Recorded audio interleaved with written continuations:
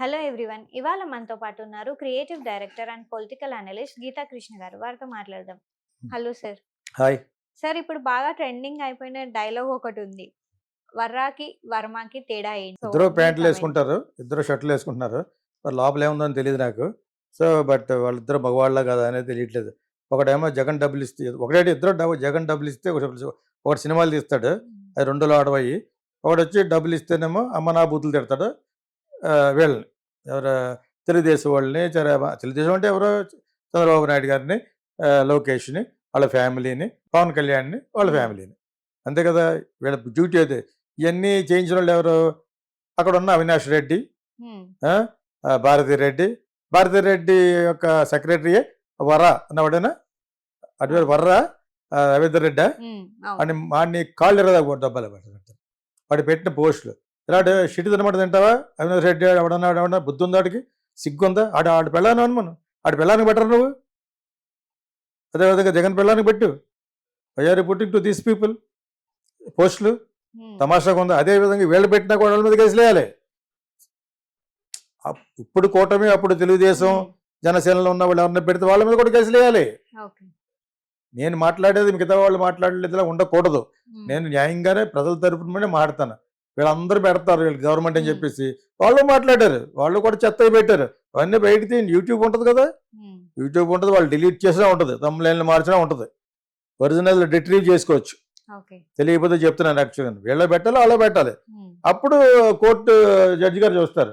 ఇప్పుడు ఏదో DSP police సరిగ్గా మాట్లాడలేదని మన ఎవరో పవన్ కళ్యాణ్ అన్నాడని చెప్పేసి కొంచెం ఎక్కువ రియాక్ట్ అవుతారు. అది చూసిన ఎవడన్నా అంటాడు వీళ్ళని అసలు అక్కడికక్కడ కాల్చి చంపేయాలన్నాడు ఆయన ఎవరో పోలీస్ ఆఫీసర్. అంత ఘోరంగా ఉంటుంది. నేను కూడా అవన్నీ చూసిన తర్వాత మీరు అంతకుముందు చూడలేదా అంటే, నిజంగా అంతకుముందు అన్ని ఎలా చూస్తాను నేను. వాళ్ళకంటే ఒక నిఘా ఉంటుంది తెలుగుదేశానికి, జనసేనకని. నేనైతే ఏం చెప్పినవి కాకుండా నాకు తటస్థ బండి 2-3 చూస్తాను. అందుకని అన్నీ చూసేస్తాను, నాకు వేరే పని లేదటి. ఇదే పెద్ద అరువు ఇలా చెప్పడం. బట్ ఆ విధంగా ఇవన్నీ బయటపడుతున్నాయి కాబట్టి ఇంత ఘోరంగా అన్నాడు. ఆ పోసాని గారు అన్న మాటలే అంత ఘోరంగా అన్న సంగతి తెలియదు నాకు. రే ఎదవా ఎవడ రెడీ గాలి గోలుకి చంద్రబాబు నాయుడు ఫ్యామిలీ కాలు గోలికిని వీళ్ళెవరు కూడా ఎన్న పెట్టోళ్ళు అందరూ కూడా దొంగ చెత్తనా నెలకు 10,000 పడేది చేస్తారు. చెత్తనా ఈడ్చది ఏగానే ఉండదు. ఇప్పుడు రవీంద్ర అంటే వర్ర రవీంద్ర రెడ్డి పాతాడు కొట్టాలి, మళ్ళీ అన్ని కొట్టాలి. వర్మ ఎటువంటి పోస్టులు పెట్టాడో నేను నిజంగా చూడలేదు. అతను ఈజ్ ఎ ఫిల్మ్ మేకర్గా బ్యాడ్ మూవీస్ తీసాడు, మీ క్యారెక్టర్స్ అసాసినేట్ చేసాడు విజువల్ మీడియా ద్వారానే, అది తెలుసు నాకు. అలాగైనప్పుడు మీరు సెన్సార్లో అబ్జెక్షన్ పెట్టి సుప్రీంకోర్టుకి వెళ్ళాలి. వెళ్ళారు, అయినా కూడా రిలీజ్ చేశారు కొన్ని కట్స్ ఇచ్చి. కమ్మ రాజ్యంలో కడప రేట్లు, పొంగు రాజ్యంలో ఆర్డర్ రేట్లు, టైటిల్ ఒకటి సరిపోయింది, లోపల సరిగ్గా చూపించాలి. నేను ఆ సినిమాలు ఏం చూడను, చూస్తే ఉన్నది పొడైపోద్ది, చిప్పు దొబ్బేస్తుంది. అర్థమైందా? అంచేది అన్ని సినిమాలు చూడండి నేను. మిగతా రేపు పొద్దుపూట అడగబోయే సినిమాలు కొంచెం చెప్తాను నేను ఎన్ని నిమిషాలు చూశాను. అన్నీ చూసేస్తా బ్రెయిన్ దెబ్బైపోద్ది. As I grow I should keep only good మంచిగా ఉండాలి అందులోను. మరో అంటే మీ అందరూ కూడా చెప్తున్నాను, మరి చెత్తంతా లోపల పెట్టేస్తాం అనుకో కుప్పతోటలా ఉంటుంది, కార్పొరేషన్ కుప్పతోట ఉంటుంది, అలా ఉంటుంది నిండిపోయి ఈ బిస్లరీ వాటర్ వేస్ట్ బాటిల్ తోటి. సో వర్మని ఎందుకు పెడతారు? మొన్న చెప్పిన దాంట్లో వర్మది మీద మటుకు పోస్టులకు అతనిలాగే ఎవరు వర్రాగాడిలాగే డిఫరెన్స్ అడిగేవాడు చెప్తున్నాను. అంత పవర్ఫుల్గా, అంత దరిద్రంగా, అంత దాన్ని ఏమంటారు ఫిల్తీ లాంగ్వేజ్లో కానీ ఉంటే ఇతన్ని పెట్టాలి, ఇద్దరిని కూడా థర్డ్ డిగ్రీ కొట్టాలి. ఇతను అటువంటి పెట్టినట్టుగా నేను ఎక్కడ చూడలేదు. సినిమా తీసాడు, పప్పు అన్నాడు, అది అన్నాడు, ఇది అన్నాడు, వాళ్ళని కొంచెం ఇన్సల్టింగ్గా మాట్లాడాడు. ఏదో నెగిటివ్గా మాట్లాడితే మనకు ఆ పక్క వాళ్ళకి 10 మంది వస్తారు, వచ్చిన వాడిని ఎవరిని వదలకుండా తనకు 10 లక్షలు పెట్టించి సినిమా తీసేస్తాడు. ఎవడు గొడవ వాడిది ఇక్కడ, వీడిది చీఫ్ ఫెయిల్ అయిపోయాడు. ఒకప్పుడు మంచి సినిమాలు తీసినా కూడాను. సో బట్ ఇతను పెట్టిన పోస్టులు అంత గౌరవమైన పోస్టులు నేనైతే చూడలేదు. ఆ డిఫరెన్స్ నాకు వరకు తెలిసిన డిఫరెన్స్ ఏంటంటే, ఆ ప్రకారంగా సినిమాలు తీసాడు. సినిమాలు ఒక ఆధారంగానే మీరు కేసులు పెట్టేసి థర్డ్ డిగ్రీ ఉపయోగించలేరు. Is a film maker has got the freedom. ఆ ఫ్రీడమ్ని కరెక్ట్ కాదు అని నిలిపేసిన సినిమాలు కూడా చెప్పాను. కుట్ర పత్రిక అని సెలవుమని డైరెక్ట్ చేశాడు 30 ఏళ్ల క్రితం, దాన్ని ఆపేశారు రాజీవ్ గాంధీ మటర్ మీద దేని మీద తీస్తాను. ఓకే, సో అదే విధంగా ఇప్పుడు ఇందులో కంగనా రావు తీసే దాంట్లో చాలా కట్స్ ఇస్తున్నారు. ఓకే. ఇందిరాగాంధీ మీద తీస్తున్నారు కదా, ఉమ్, ఇందిరాగాంధీ ఆవిడ యొక్క బయోగ్రఫీ. ఆ స్టేజ్లో ఆపాలి. అంతేగాని ఇతను వీళ్ళలాగా అంత ఫిల్తీ లాంగ్వేజ్ వాడినట్టుగా నేను చదవలేదు మరి. ఉమ్, ఒకవేళ అటువంటి పోస్టులు ఉంటే అతనే పెడతారు. సినిమాల ద్వారానైతే మటుకు స్టేషన్ పిలుస్తారు, ఇన్సల్ట్ చేస్తారు, ఎఫ్ఐఆర్ చేస్తారు, వేరే కంట్రీకి వెళ్లకుండా ఉమ్, అవన్నీ కూడా చేస్తారు. ఇవన్నీ చేస్తారు. ఎందుకంటే ఏదో విధంగా అతను బాధ పెట్టే విషయాలు అన్నీ చేస్తాడు. ఓకే. అతను అర్జెంటుగా ఫారెన్ కంట్రీ ఇది ఏమీ లేదు, లుకౌట్ నోటీస్ ఉమ్, ఇచ్చినా కూడా అతను డెన్నా బొన్నా కూర్చుంటాడు. అంచేత అతనికి వచ్చిన నష్టమే లేదు కానీ నేను అనుకోవటం. ఉమ్, కానీ అతను పెట్టిన పోస్టులు ఇంత ఘోరంగా ఉన్నాయో లేదనేది మటుకు నాకు తెలియదు. ఓకే. వాడు అలా కాదు, వాడు పెట్టి అసలు వాడు ఉన్నాడని తెలిసి వాడు భారతీయ రాజు కాదు, భారతీ రెడ్డికి అసిస్టెంట్ అన్న సంగతే సోషల్ మీడియా ద్వారా ఇప్పుడు తెలిసింది నాకు. ఈజ్ గుడ్ బాయ్ ఇంట్లో పెట్టుకో, నీ మీద రాయించుకో సరదాగా బూతులు, నీ మీద, మీ ఆయన మీద, మీ సిస్టర్ల మీద రాయించుకో. Who is good boy here and who is bad boy? చూసే వాళ్ళందరూ మీ అందరూ బ్యాడ్ బాయ్లా? Um, what the hell is this? వాడు మాట్లాడడానికి అర్థం లేదు. Your family is a fractionist family, your all murders. So వాళ్ళు మిగతా వాళ్ళందరినీ తయారు చేశాడు. ఉమ్, ఎంతలా తయారు చేశారు? ఇన్ని ఏదో పని చేసిన అవినాష్ రెడ్డి గెలిపించారు. ఇంకా అంతకంటే ఆ కడప ఆ సైడ్ వాళ్ళని అసలు ఏమనాలో కూడా నాకు అర్థం అవ్వలేదు. ఓకే. ఇన్ని తప్పులు చేసి ఒక పక్కన ఈ వీడియో నాకు చేతికి గొడవలు ఇచ్చాడు వెళ్ళమన్నాడు అన్నా కూడా వాడిని ఎంపీగా ఇలా గెలిపించారంటే ఉమ్, అసలు దానికి అసలు ఎక్కడున్నాం మనం? మళ్ళీ దానివల్ల కమ్మరాజ్యంలో కడప రెడ్లు, ఉమ్, ఇది ఎలా ఉంది? అలా లేదే. ఫ్రాక్షన్ రెడ్డిల్లో అమాయకపు ఆంధ్ర ప్రజలని పెట్టాలి, ఓకే. అంతే కదా? ఉమ్, ఇంత ఉందో కడప. వాళ్ళు అసలు వాళ్ళని ఎవడో ఒక అన్నాడు ఒక ఒక దాంట్లో, అది కూడా చెప్పేయాలి ఇప్పుడు. పాలిగళ్ళు అట వీళ్ళు, ఉమ్, ఫ్రాక్షనిస్టులు పాలిగళ్ళు అంటారట. అతను చాలా మంచి జర్నలిస్ట్, ఒక ఛానల్లో చెప్తూ ఉంటాడు అనమాట.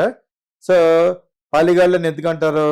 జగన్న వాళ్ళ తాతగారి నుంచి మాట్లాడారు ఉమ్, ఫ్రాక్షనిస్టులు. ఇప్పుడైనా జగన్ ఎలాగ రికమెండ్ అయ్యి రిగ్రెట్ అవ్వాలి. ఈ సోషల్ మీడియాలో పెట్టడం తప్పు కరెక్ట్గానే వాళ్ళని శిక్షించండి. అదేవిధంగా మీ పక్క వాళ్ళు కూడా ఉన్నారు, వాళ్ళని కూడా శిక్షించండి అంటే చాలా హుందాగా ఉండేది. ఓకే. అలాగ అనుకుంటా నేను మళ్ళా వస్తాను చేస్తాను ఈ చేస్తా ఏడు చేసేది బొంగు నువ్వు. ఎప్పుడు ఇలాగ ఉంటుంది గవర్నమెంట్? ఇంకా పుట్టుకొస్తారు డిఫరెంట్ పీపుల్. ఉమ్, సో హిస్టరీలో జరిగిన బ్యాడ్ రిపీట్ కాకూడదు. ఉమ్, అలాగట్లా అతనికి ఇప్పటికే రాలేదు. అతను is not a human being, అతను మనిషి కాదు అతను. ఉమ్, సో అదేవిధంగా ఈ పక్కన ఉన్నారు, ఈ పక్కన పోని శ్రీ వైష్ణవులు చాలా మంచి వాళ్ళు అంటే కూటమిలో పర్లేదు, ఇక్కడ అదే జరుగుతుంది. ఉమ్, ఇక్కడ ఇలా ఉంటేనే కరెక్ట్ అని ఒక గట్టి నమ్మకం వీళ్ళకి. అంచేత కూటమి కాదేపటి ముందు ఉన్న ఉమ్, వాళ్ళు చేసినవి కూడా బయటికి పెట్టుకుని వీళ్ళు పెట్టాలి. కానీ మేము వచ్చిన తర్వాత మళ్ళీ కక్ష తీసుకుంటాం అంటలో నీ యొక్క మూర్ఖత్వపు, నీ విషపూరితపు మైండ్ అర్థమవుతుంది జగన్ది. జగన్ ఏంటి, భరతిరెడ్డి ఏంటి, అవినాష్ రెడ్డి ఏంటి, దేర్ ఆల్ అడే సజ్జలారు అన్నవాడు ఎవడు ఆడి కొడుకు. మేము ఒకసారి అడ్వైజ్ ఇచ్చి మీరు రాంగ్లో వెళ్తున్నారని చెప్పడానికి ఒకసారి చెప్పాను ఆల్రెడీ ఉమ్, 3-4 months బ్యాక్, ఇప్పుడు ఎలక్షన్ ముందు. వాళ్ళు లైన్లో రావట్లేదు అని చూస్తున్నాడు ఎవడో సజ్జల. ఉమ్, నేనేం చేయాలి నిన్న సుప్పెట్ మంచి చేయాలనుకో దాంట్లో I'm citizen of India and also water in Andhra, what ever it is. Okay. I'm a fellow being um, in Andhra and I'm responsible film maker. జవాబు చెప్పాను నువ్వు. ఈడొకడు అక్కడ కృష్ణమోహన్ ఇద్దరు ఉన్నారు. ఉమ్, ఎవడో ఒక కృష్ణమోహన్ గడికి ఇచ్చారు గట్టిగాను, కృష్ణమోహన్ రెడ్డి అన్నవాడు. వాడి పాత్రధారే, ఓకే. వాడు వెనకాల చెప్తూ ఉంటాడు అనమాట. వీళ్ళంతా కలిసి జగన్ని ఒక స్పైన్లెస్ ఇడియట్ గా చేశారు. Um, criminal, not idiot. If is just an idiot పర్లేదు, ఈజ్ ఎ క్రిమినల్. ఉమ్, ఇడియోసిటీతో ఉన్న క్రిమినల్, మూర్ఖత్వంతో ఉన్న క్రిమినల్ అతను. జిల్లాంధ్రనే ఇదే ప్రపంచం అంతా ఇదే అనుకున్నాడు జయలలిత గారు అనమాట. ఉమ్, ఒక 16 ఆఫీసులు కట్టేసుకుని ఎవడ బాబు సభను కొట్టావు? What is your property before, what is now? Um, that is applicable Chandrababu Naidu also, okay. Including Pawan Kalyan also. ఇంతలా ట్రాన్స్పరెంట్గా ఉండి ప్రజలు అడగగలిగితేనే మీకు మంచి ప్రభుత్వం వస్తుంది. ఉమ్, 4 పెడతారు, ఈడు మొత్తం ఇలాగ నేస్తున్నట్టు ఇలాగ అనకూడదు. వాడు ఎవడో నా కమ్యూనిటీ అంటున్నాడట, దుబాయ్ ఫోన్ చేసి ఆయన అన్నీ డైరెక్ట్గా చెప్పేస్తాడు. మరి అది చెప్పాలరా, ఎలా చెప్పాలి? కాకపోతే చెప్పకూడదా? ఉమ్, వాడు ఎవడో ఆ కమ్యూనిటీ ఒకటే దుబాయ్లో వాడితో మాట్లాడుకుని బాబాయ్ ఆయన అసలు చేస్తాను కాపు డైరెక్ట్గా మాట్లాడేస్తాడు. ఉమ్, ఎలా మాట్లాడాలి? అబద్ధం మాట్లాడాలా?